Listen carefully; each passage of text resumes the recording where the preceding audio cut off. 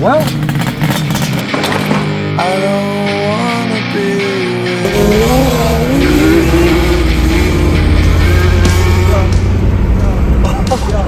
what? We're gonna hop on my car. Then the cool riding with stars. A couple months ago, I gave John's son a ride in my snowmobile swap buggy. And when John comes over, I bring out my best machines, and we know how to get down. Now, if you're wondering who is this John guy, well, this is him.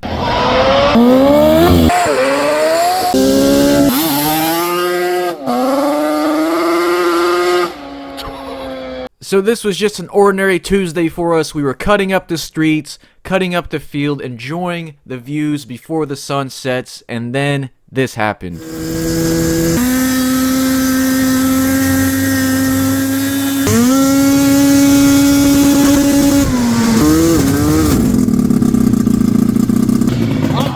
well, we had some fun though. Okay, so actually, the belt shredded.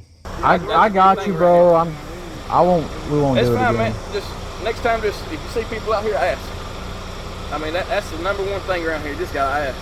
Yeah. Anywhere.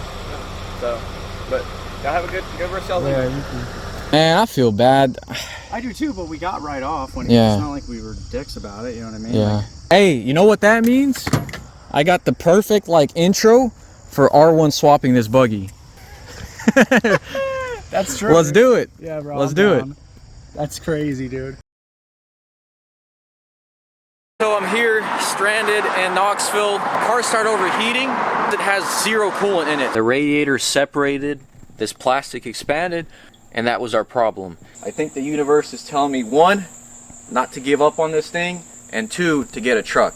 And also, to the cherry on top, I lost my seat and my plastics. You know, the crazy thing is, I already had a buyer lined up for it.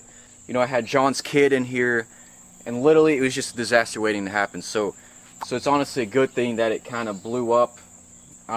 Yeah, don't put snowmobile engines where they don't belong. I mean, it's hard for me to enjoy the ride because the thing is just so sketchy. These differentials are not happy, so I'm gonna delete the 4x4 altogether. It's just gonna keep shredding belts because this thing weighs close to 1,000 pounds, and those CVTs were just not built for that kind of load. And I also didn't line up the pulleys perfectly. They're honestly way off.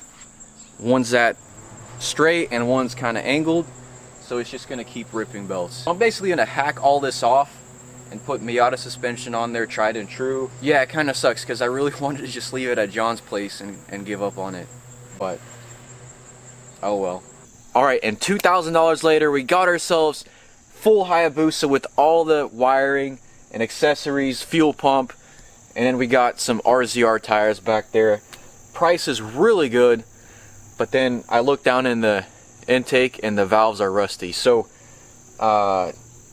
that's why the price was so good. Anyways, I don't know if I want to pull the heads or not. I don't think it's worth it, but we could, I guess, look down in there with the boroscope.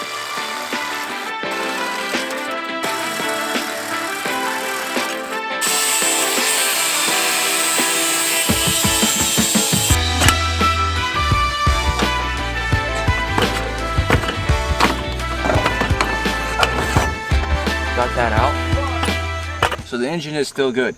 I'm still gonna use it for something else.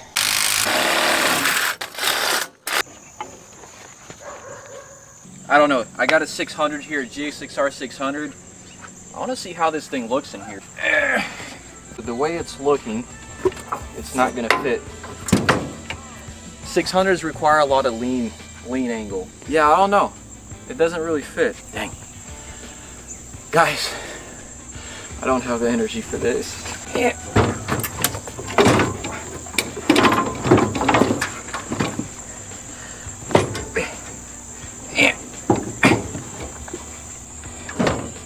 No, I messed up my radiator.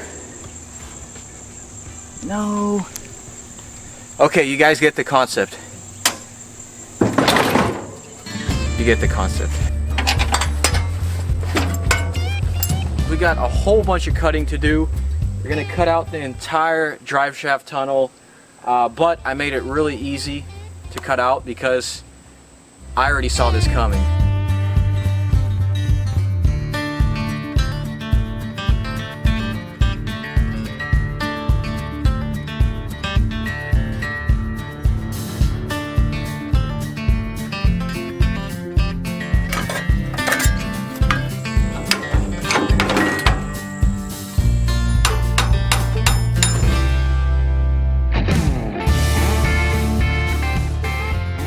I'm gonna cut out this entire rear end and start over from scratch. And then as well as I gotta remove all this firewall, clean up the tubes. I need to add a bar here and redo that. Yeah, there's quite a bit of work.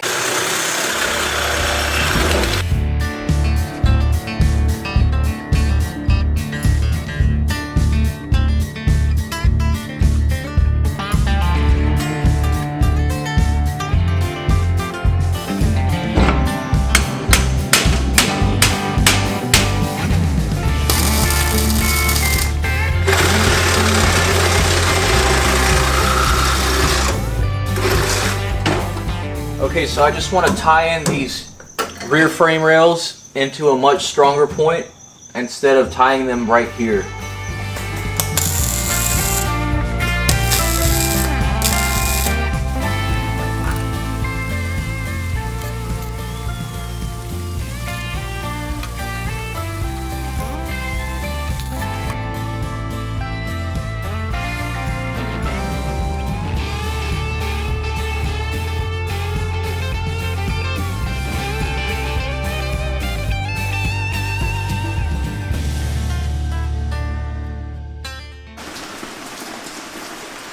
Alright, I was really hoping I could get away with running this rear end, but the way it's sitting, the gearbox I'm going to use and the engine is going to be way pushed up here, so we're going to have to redo this entire rear end, but it's okay.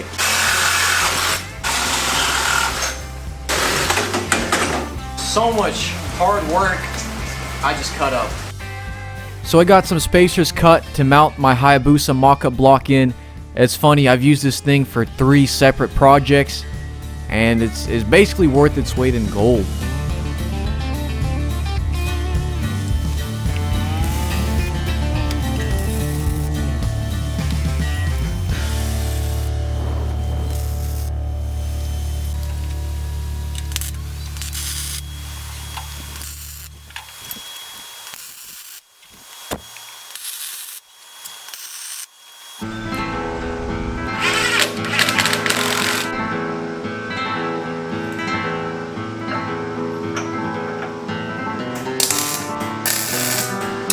Guys, so check this out.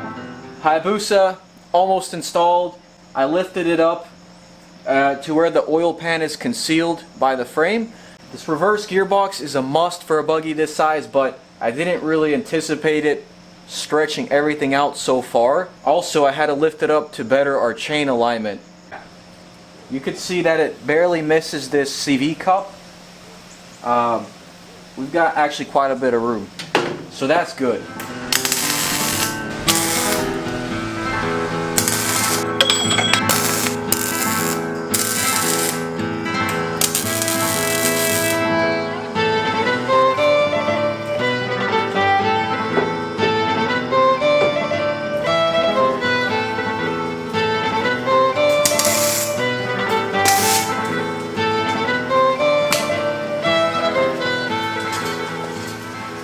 I did experiment with some curved tubing, but ultimately the straight tubing won the looks for me.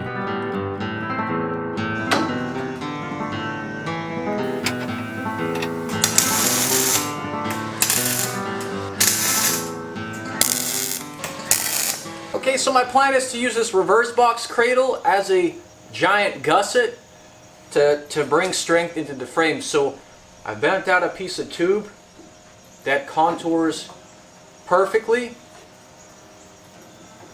to the gearbox, and now we gotta mirror it, and then we could start welding everything in.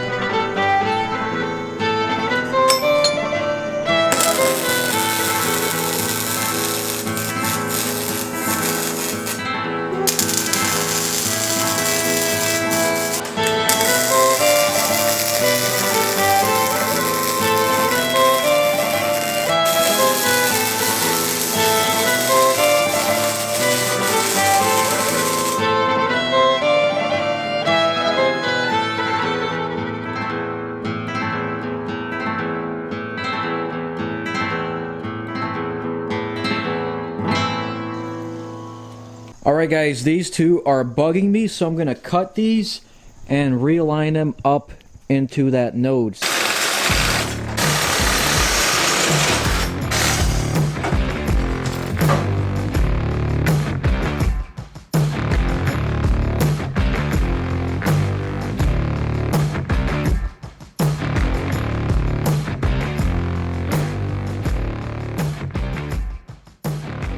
It's important that I weld these seams out before I put these bars on. So we're going to do a little finish the X, and then we'll do another X here on top. It's going to hold the gas tank, the radiator. It's going to be removable so we can pull the engine from the top.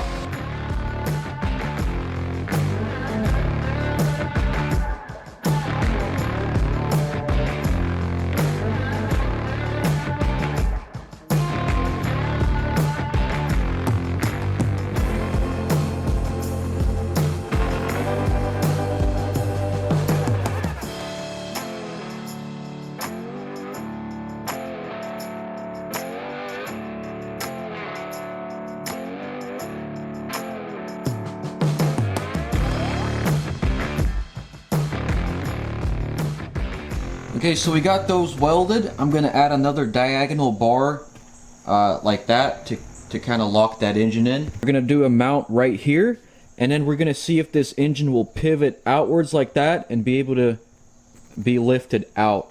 I'm thinking it will, but if it doesn't, then we're going to have to kind of come up with a way to remove the subframe.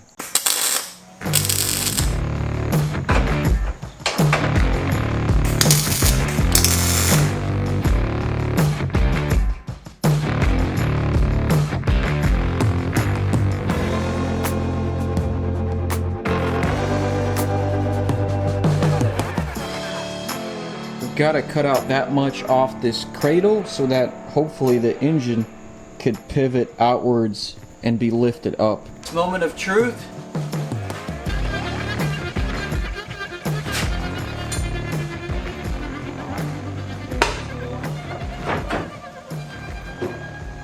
Okay, so just confirming it will come out. Now we gotta put it back in the holes here. Okay, so I'm gonna use 4 of these bongs to make an X, and so we could pull the engine out from the top.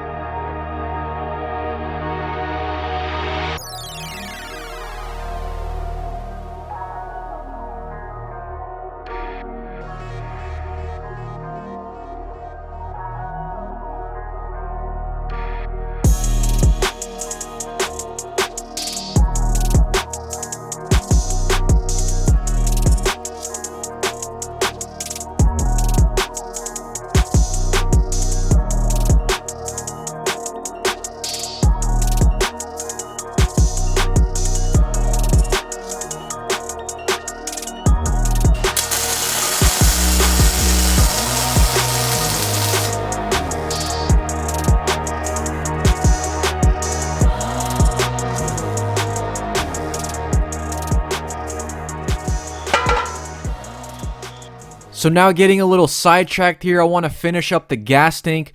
Now you see me putting on this 5-inch aluminum tube on here, and that is so that we could retain the fuel measuring feature of the fuel pump.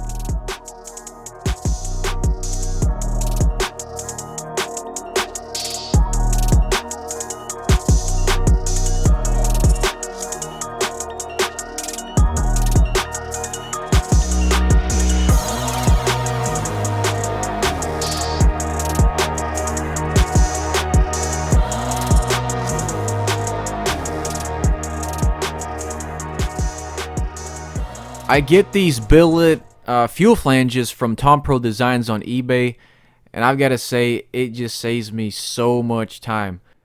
And then here I'm testing the fuel float to make sure it has full range of motion in there, and it does, so we'll be able to check our fuel level off the dash. Okay, so just making sure that the float works. That's the whole reason why I extended it so that the float works and I could monitor the fuel level. Because the last thing I want to do is get stranded on the dunes.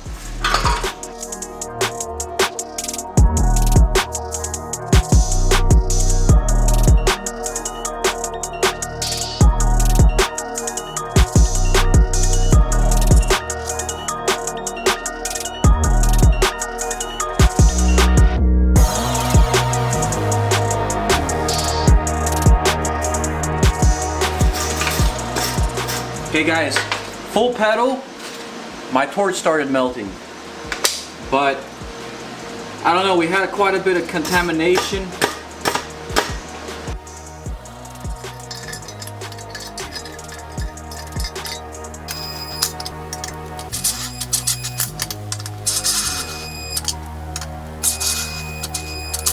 Alright guys, super pleased with how that turned out. It literally turned out amazing. Literally, all the gaps were perfect, everything is just perfect, but I did make one mistake. I was so focused on the gaps that I put this bung upside down. So the thing is still removable. Now I'm going to work on mounting the gas tank and the radiator right there. So the radiator, we're going to have to relocate all the ports, the filler neck, so that's not going to be fun. Guys, I'm trying to get this thing driving as soon as possible. Alright, so send came through.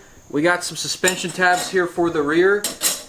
We got our CV axle adapters, so to adapt from Porsche 930 to Miata axles. And then we've got our Heim tabs. So basically, I'm going to be trying out trailing arm suspension because it is really simple, and I've never really been a fan of trailing arm suspension because there's always some toe in and toe out as the wheel travels.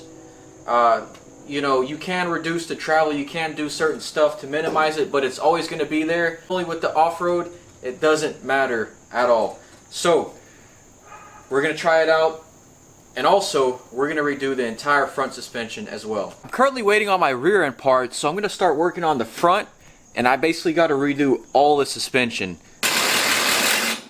Okay, so unfortunately for those of you that were really hyped about the trophy truck build, I used all the trophy truck parts for this front suspension. So all the Heim joints and the spindles I designed, I used them for this front end. But it's for the better. So I was pretty lucky. These Heim joints barely fit. I had to grind down the frame a tad bit, but the 3/4 inch Heim joints did fit. The steering rack will be relocated towards the front because that's where it's going to be under the least amount of stress. And so I did measure my rear wheel width, and I'm going to match the front wheel width to my rear wheel width, so the buggy is going to be completely square. It just got done storming, don't mind the mess. Anyways, this A-arm is now kind of long, so we need to spread out these points so that there's less twisting forces on it. So we're going to cut this off and move it as far back as we can. And now I got to move this higher up here. And then we got to relocate the shock from here down to here.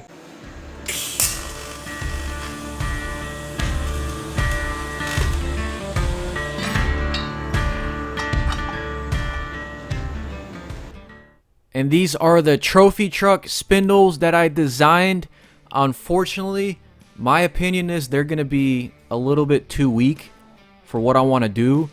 So I'm just going to use them for this build and take what I learned and make some better spindles. Although, I don't know if I ever want to build any more spindles because it's so time consuming. Hey guys, so I got the stubs welded on. I had a local machine shop finish them, and they are as close as I could possibly get them. And they're going to be crazy overkill for that buggy. The cool thing about these blocky spindles is it's really easy to set the caster. So there you've seen it said 80, but with the buggy being tilted back, it only came out to -8 degrees. Somewhere around there. So I think that's actually kind of on the extreme side. And unfortunately, we will need electric power steering with that much caster because it's going to be a dog to turn. Okay, so now I'm setting up my shock travel so that the shock bottoms out right before the suspension binds, if that makes any sense. Now guys, if there's any of you that mess with shocks, please tell me why my shocks aren't rebounding or springing back to normal. I have them filled with nitrogen and they're only 3 years old. So do they need more nitrogen? Did the nitrogen leak out? This is by far the simplest but best suspension I've ever built, and this is the third night in a row I'm tweaking it. I've got it almost perfect.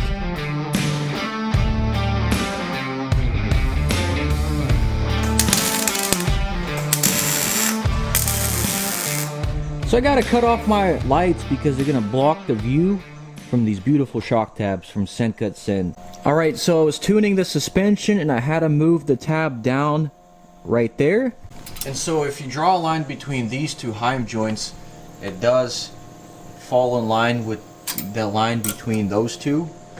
Got some wheel adapters. These things are huge. So the whole idea is to switch the Polaris bolt pattern 4x156 because Polaris wheels are really cheap, very available if you look on Marketplace.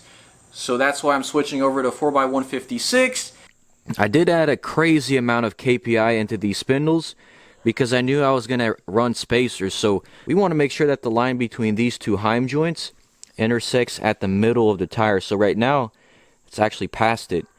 So what we'll do is get some wheels that are spaced further outwards, and that'll fix the KPI. So if you have an incorrect KPI, the steering is going to feel mushy, and every time you hit some rocks, it's going to want to jerk the steering wheel out of your hand.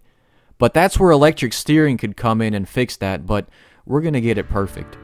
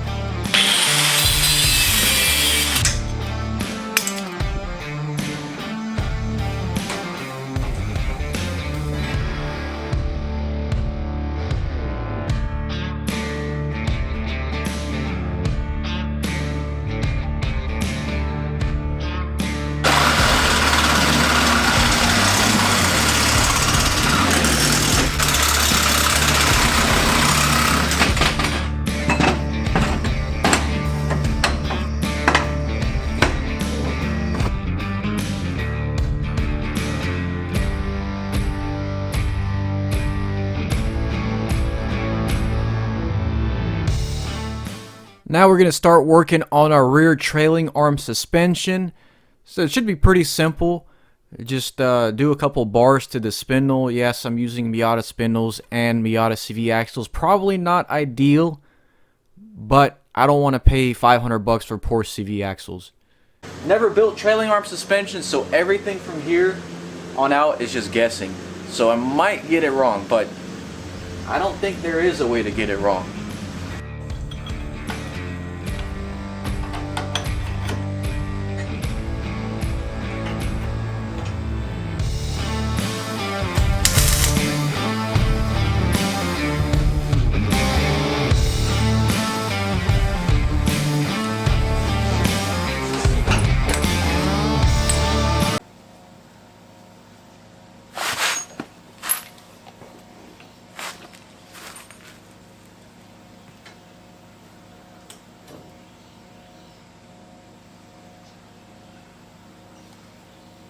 Okay, I think we've got something going here. The axle is running out of plunge, so I'm not sure how to fix that.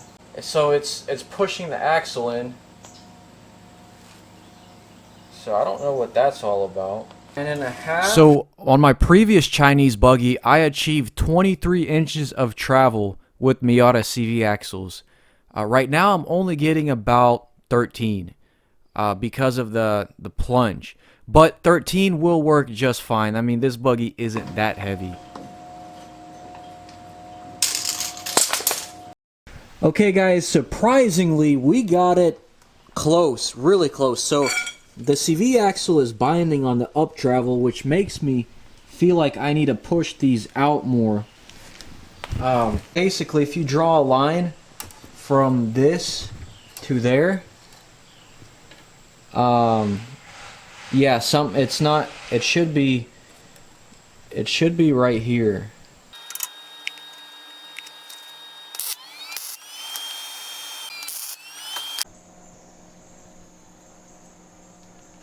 Alright guys, this is what I've been working on for the past 2 weeks. It's a lot of work. I was hoping to get it driving by now, but I think it's going to take me another week or two. This is going to be my test dummy for the trophy truck. Basically, I'm going to run the same exact suspension on my trophy truck. This is just a downscaled version of it. And I want to do all the rigorous testing on this to make sure that it passes. And then if it passes, I'll implement this on the trophy truck, if that makes any sense. So yeah, I've never really done any high-speed off-roading, so this is my opportunity to do some high-speed off-roading.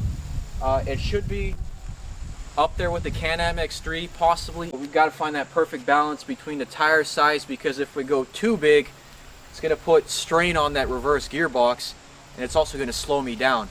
So I got to find that perfect balance to where we get speed but also impact absorption from off-road obstacles. So really excited for this build. I'm giving you just one giant episode because if I just break it into parts, it just doesn't work. Guys, I got new trophy truck merch available. Check it out if you want to support these builds. I want to start with a clean, fresh slate. So here, these next couple months, I'm going to work on finishing all my builds and selling them so that I could fund the trophy truck and hopefully move out of the garage, as well as get me something nice. So yeah, videos will kind of slow down, but it's going to be for the better. So guys, if you enjoy this video, leave a like down below. Stay tuned. Peace and God bless. For those of you wondering, the cops didn't really give me that much trouble. Basically got a warning, and this was just a stunt to sell the bike off. Gonna be the last time I ride this bike. I am selling it.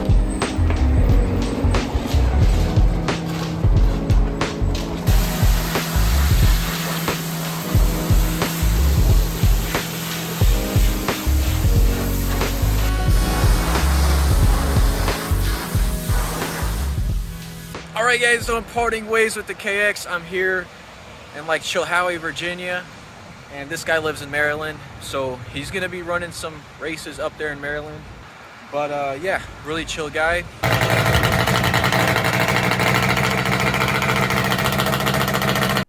And then I also sold my drag quad, also a really chill couple.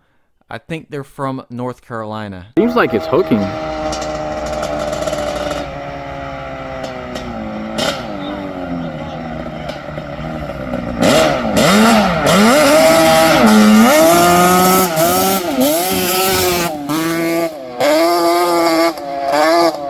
That thing is fast. Dang, you got the hang of it. Oh, bro, I did. I was like, all right, I'm gonna try this out and see how this works. Dude, I was telling the camera it might be faster than your Banshee. Yeah, if you can get traction on this, I mean, it's lighter, it should be.